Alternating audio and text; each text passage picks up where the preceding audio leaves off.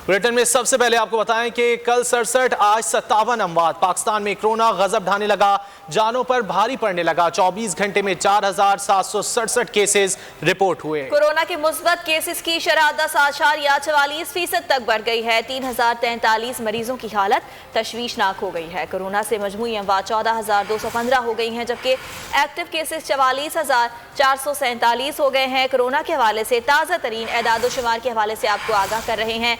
कल 67 अमवात हुई और आज अमवात की तादाद 57 बताई जा रही है। पाकिस्तान भर में कोरोना गजब ढाने लगा है, जानों पर भारी पड़ने लगा है। 24 घंटे में 4,767 केसेस रिपोर्ट हुए और कोरोना के मुस्बत केसेस की शरह 10.44% तक बढ़ गई है।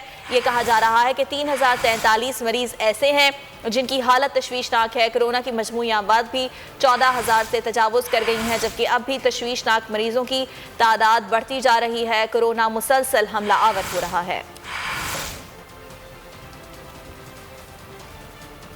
मुल्क में कोरोना की वबा की रोकथाम की कोशिशें। कराची समेत पंजाब के बेशतर इलाकों में स्मार्ट लॉकडाउन नाफिज किया जा रहा है। कराची के इलाके कुरंगी के 4 इलाकों में स्मार्ट लॉकडाउन लगा दिया गया। लाहौर समेत पंजाब के कई बड़े शहरों में भी लॉकडाउन लगाया जा रहा है। उधर मुल्तान में कोरोना केसेस में इजाफा, शहर के कई इलाकों में स्मार्ट लॉकडाउन लगा दिया गया। मदीना कॉलोनी, रेलवे लाइंस और रब नवाज में स्मार्ट लॉकडाउन नाफिज किया गया है। मुतासर इलाकों में मॉल्स, रेस्टोरेंट्स, निजी सरकारी इदारे बंद रहेंगे। स्मार्ट लॉकडाउन वाले इलाकों में हर तरह की नकलो हरकत पर पाबंदी होगी। मुल्तान में कोरोना केसेस में इजाफा देखा जा रहा है और शहर के कई इलाकों में स्मार्ट लॉकडाउन नाफिज कर दिया गया है। मदीना कॉलोनी, रेलवे लाइंस और रब नवाज में स्मार्ट लॉकडाउन लगाया गया है। मुतासर इलाकों में मॉल्स, रेस्टोरेंट्स, निजी सरकारी इदारे बंद रहेंगे। स्मार्ट लॉकडाउन वाले इलाकों में हर तरह की नकलो हरकत पर भी पाबंदी होगी। और अगर लाहौर की बात करें तो यहाँ पुलिस कोरोना SOPs पर अमल दरामद करवाने के लिए मुतहर्रिक दिखाई दे रही है। SOPs के खिलाफ वर्जी और मास्क ना पहनने पर पहली FIR दर्ज कर ली गई। थाना इस्लामपुरा पुलिस ने शहरी मोहम्मद जावेद के खिलाफ मास्क ना पहनने पर मुकदमा दर्ज कर लिया। FIR पंजाब वबाई अमराज कंट्रोल ऑर्डिनेंस 2020 की दफात पर दर्ज की गई है। लाहौर में कोरोना केसेस में मुसलसल इजाफा, बालिगान के साथ बच्चे भी निशाना बनने लगे। 15 साल की उम्र तक के अब तक 12,462 बच्चे वायरस में मुब्तला हुए। लाहौर में 5,301 बच्चों में वायरस पाया गया। 24 घंटों के दौरान शहर में मुस्बत केसेस की शरह 18% रही। बच्चे भी मुसलसल मुतासिर हो रहे हैं। हर की तरह एबटाबाद में भी कोरोना वायरस की तीसरी लहर तशवीशनाक सूरत हाल इख्तियार कर चुकी है। ताहम जिला इंतजामिया, महकमा सेहत और महकमा एजुकेशन SOPs पर अमल करवाने में मुकम्मल नाकाम है। हज़ारों तलबा और तालिबात की जिंदगियां दाव पर लग गई हैं। मजीद बता रहे हैं एबटाबाद से सरदार राशिद खान। जी राशिद।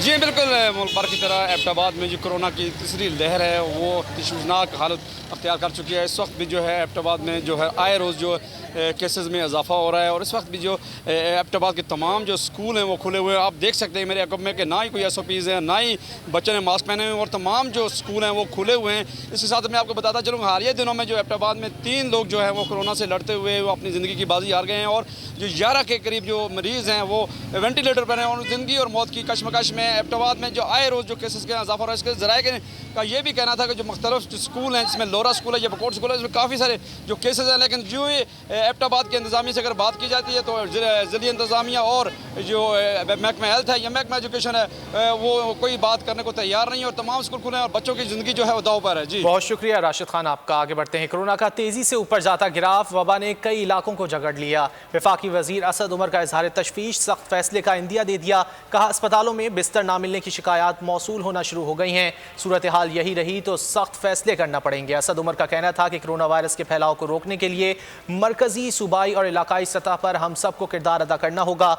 उनका कहना था कि अगर फौरी इकदाम नहीं किए गए तो ऐसी सूरत हाल भी हो सकती है कि हमें इससे ज़्यादा सख्त पाबंदियों की तरफ जाना पड़े। पंजाब में तब्दीली और वजीर आला की छुट्टी का फॉर्मूला क्या? मरियम नवाज और बिलावल भुट्टो आमने सामने आ गए। मरियम नवाज ने इल्जाम लगाया कि आसिफ जरदारी सिलेक्टर्स के साथ मिलकर पंजाब में तब्दीली लाना चाह रहे थे, लेकिन नवाज शरीफ ने साफ इनकार कर दिया। बिलावल भुट्टो बोले, पंजाब की वजारत आला पर पहला हक हमजा शहबाज का है, इसीलिए तजवीज़ दी थी। अगर नून लीग किसी वजह से हमजा को वजीर आला नहीं बनाना चाहती तो फिर काफ लीग को साथ मिलाकर परवेज इलाही को बनाया जा सकता है। मौजूदा सियासी सूरत हाल पर बात करेंगे। नून लीग के रहनुमा राना एहसान साहब ने हमें ज्वाइन किया। राना साहब, बहुत शुक्रिया आपके वक्त का। कल मरियम नवाज की जानिब से मीडिया से गुफ्तगू की गई, उसके बाद बिलावल भुट्टो जरदारी की जानिब से प्रेस कॉन्फ्रेंस की गई, इख्तिलाफात खुलकर सामने आ गए हैं।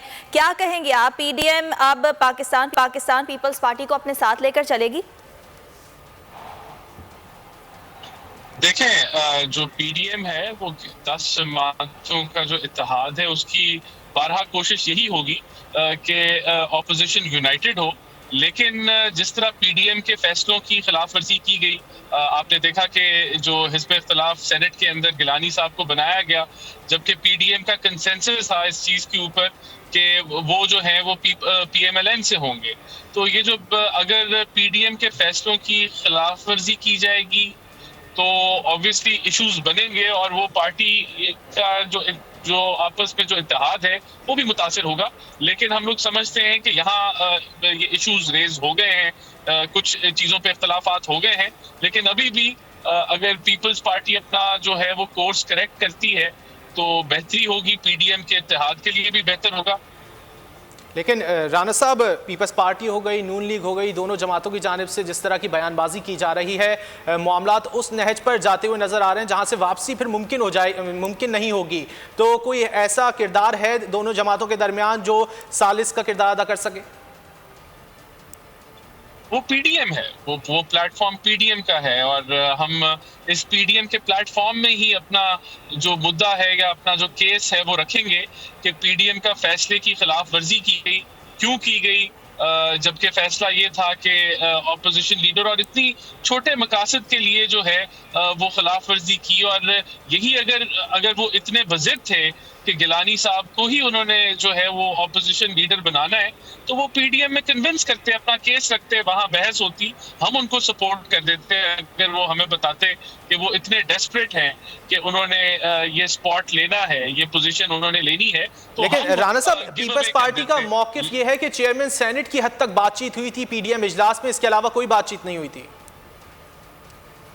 देखें, ये तो आपको मौलाना साहब ने भी कहा कि जो PDM के हेड हैं, सरबराह हैं, कि PMLN जो है वो ऑपोजिशन लीडर का स्पॉट लेंगे। तो ये फैसला तो PDM ने किया था।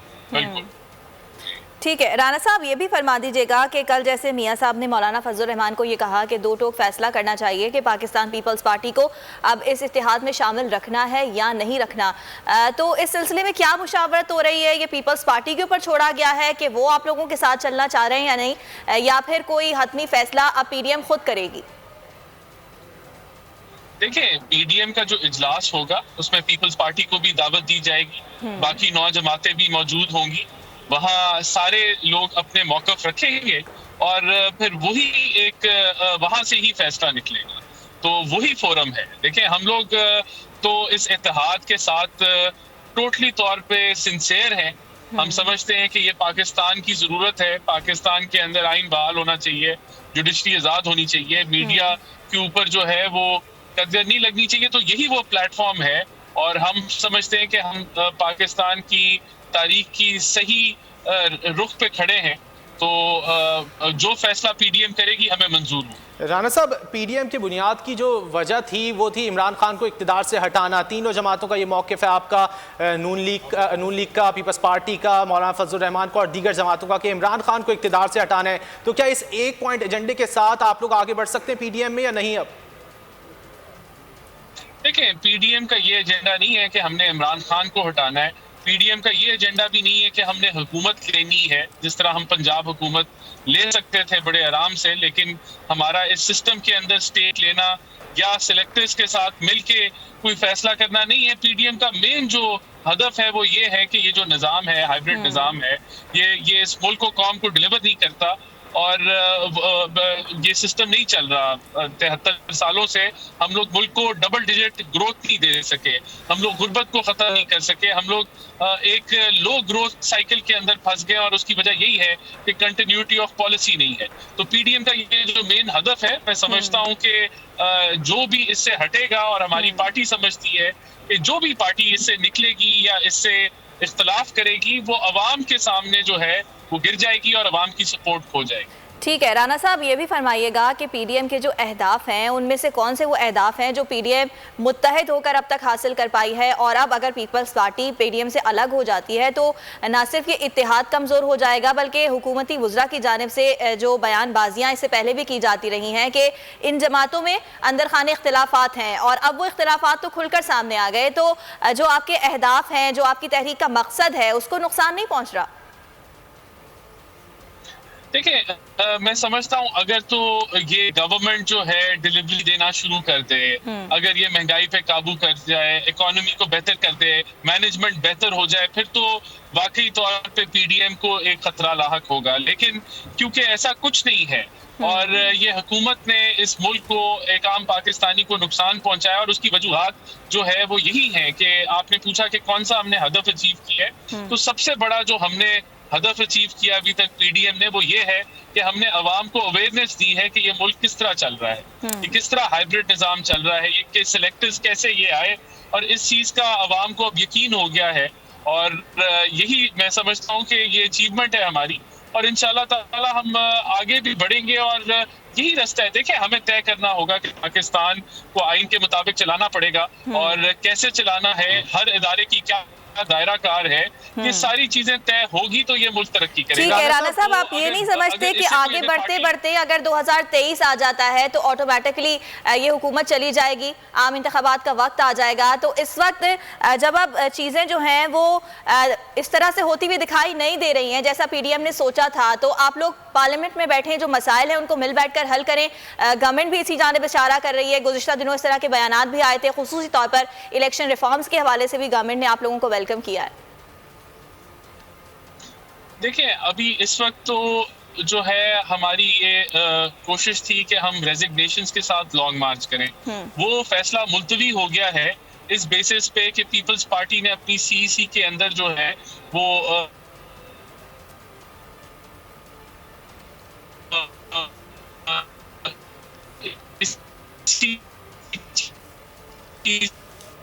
राना एहसान साहब से हमारा राब्ता मुनक़ता होने की वजूहात की बिना पर पाकिस्तान डेमोक्रेटिक मूवमेंट के हवाले से वो बात कर रहे थे, कह रहे थे कि पाकिस्तान डेमोक्रेटिक मूवमेंट का इजलास होगा जिसमें पीपल्स पार्टी को भी दावत दी जाएगी और उसके बाद मज़ीद फैसले किए जाएंगे। राना साहब, ये बता दीजिए कि अगर पीपल्स पार्टी की जानिब से पंजाब असम्बली में उस्मान बुज़दार के खिलाफ तहरीक अदम एतमाद लाई जाती है तो क्या आपकी जमात उसको सपोर्ट करेगी?